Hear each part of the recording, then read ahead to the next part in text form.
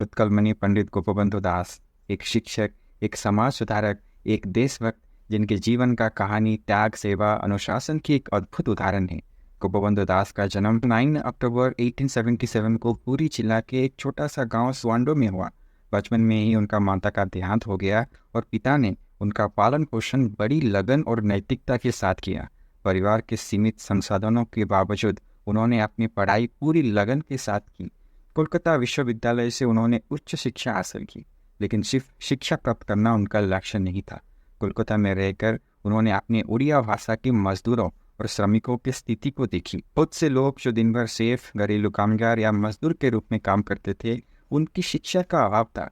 गोपबंधु दास जैसे बड़े विचारक ने महसूस किया कि शिक्षा सिर्फ पुस्तकों तक सीमित नहीं होनी चाहिए, बल्कि समाज के हर तबके तक पहुंचनी चाहिए।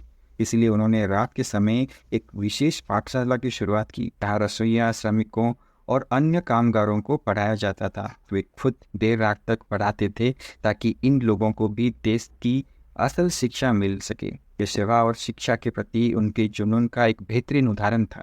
गोपबंधु दास ने मानवीय समानता और शिक्षा के प्रसार की भावना को आगे बढ़ाते हुए सत्यवादी वन विद्यालय का स्थापना की। इस स्कूल में जाति, वर्ग और आर्थिक स्थिति का नज़रअंदाज कर सभी बच्चों को समान शिक्षा और संस्कार मिले।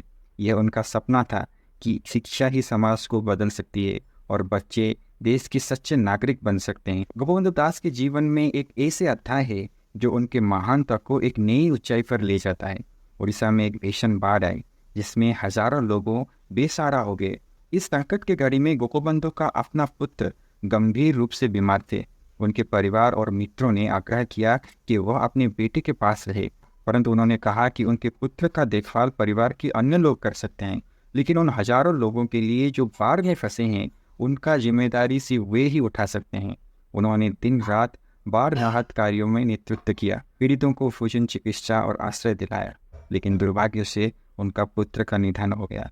लेकिन इस दर्दनाक क्षति के बावजूद उन्होंने कभी पीछे मुड़कर नहीं देखा।